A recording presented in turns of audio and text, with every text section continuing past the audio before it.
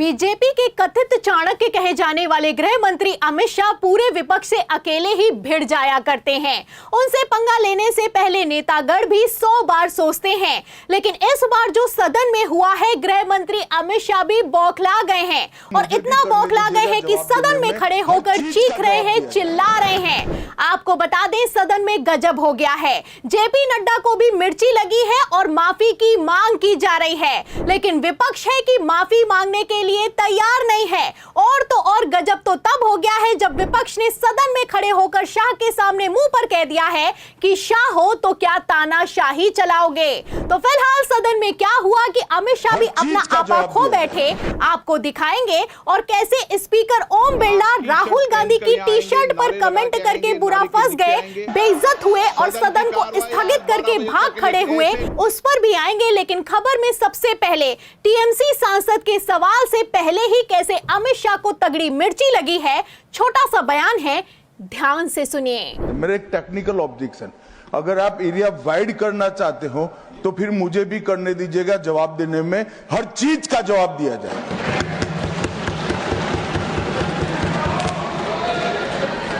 Honourable member sir, मंत्री जी सवाल से पहले इतना डर गए, आगे क्या होगा मुझे पता नहीं। नो तो तीखी बहस हुई है, जबरदस्त बहस हुई है और जब से ये बहस हुई है, ये वीडियो सोशल मीडिया पर वायरल हो रहा है। वीडियो एक तरफ जहां वायरल है, वहीं दूसरी तरफ खबरें भी बनाई गई हैं। खबर आप देख सकते हैं न्यूज़ 18 की, इसमें लिखा भी हुआ है कि ममता के सांसद ने पूछा ऐसा सवाल, गुस्से में तमतमा उठे गृह मंत्री अमित शाह, फिर खोल दी सारी पोल। तो आपको बता दें कि ममता बनर्जी के सांसद हैं साकेत गोखले। उन्होंने राज्यसभा में गृह मंत्री अमित शाह से सवाल करते हुए कहा कि ईडी और सीबीआई का दुरुपयोग हो रहा है। आप देख सकते हैं, अभी सवाल हुआ भी नहीं है कि अमित शाह बौखला जाते हैं और इतना बौखला जाते हैं कि खड़े होकर कहते हुए नजर आते हैं कि मुझे भी मौका दीजिएगा बोलने का, हर बात का जवाब दिया जाएगा।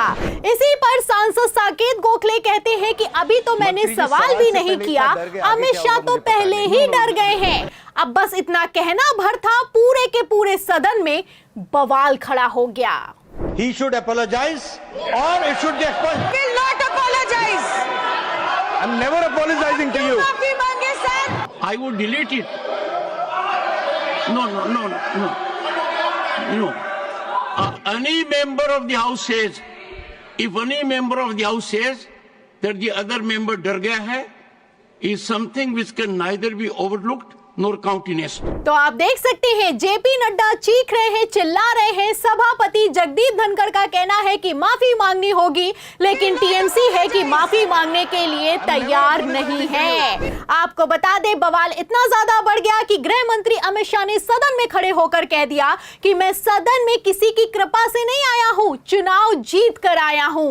इसी पर साकेत गोखले ने आओ देखा ना ताओ, उन्होंने भी कह दिया कि मैं भी चुनाव जीत कर आया हूं। और वो ही नहीं रुके, आगे उन्होंने कहा कि गृह मंत्री भी साबरमती जेल में रह चुके हैं और मैं भी रह चुका हूं। तो आप अच्छे से जानते हैं कि जेल और तड़ी पार शब्द से गृह मंत्री अमित शाह कितना बौखलाते हैं। अब जैसे ही इन शब्दों का इस्तेमाल सदन में हुआ है, बवाल खड़ा हो गया है।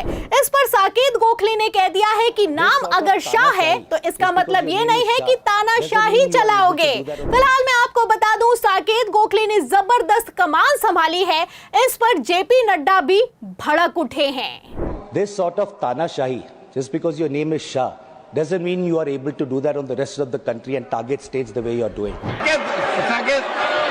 One second. Your observation is against a caste, against a subcaste, should not have been made. It names to a caste also. Yes. And it is something which is derogatory also, and it should be withdrawn. Better he withdraws, otherwise it should be deleted. तो आप देख सकते हैं, सदन में ऐसा पहली बार हुआ है कि गृह मंत्री अमित शाह से किसी ने मुंह पर डायरेक्ट पंगा ले लिया है। आप देख सकते हैं, सदन में बवाल खड़ा हो गया है। टीएमसी सांसद साकेत गोखले ने धज्जियां उड़ाकर रख दी हैं। साफ साफ कहना है कि शाह हो तो क्या तानाशाही चलाओगे, सवालों से पहले ही डर गए हो क्या, तड़ी पार जेल में रहे हो तो मैं भी जेल में रहा हूं। तो इस तरह के शब्दों का इस्तेमाल हुआ है। पहले तो सदन में इन शब्दों के इस्तेमाल पर बवाल खड़ा हुआ। आप देख सकते हैं कि गृह मंत्री अमित शाह भी बौखलाए, चीखे, चिल्लाए और तमतमाए, लेकिन उसके बाद जब लगा कि स्थिति हाथों से बाहर निकल चुकी है तो अमित शाह भी चुपचाप बैठकर सुनते रह गए। आपको बता दें, चाहे राज्यसभा हो चाहे लोकसभा हो, इंडिया गठबंधन ने सत्ता पक्ष को पानी पिलाकर रख दिया है।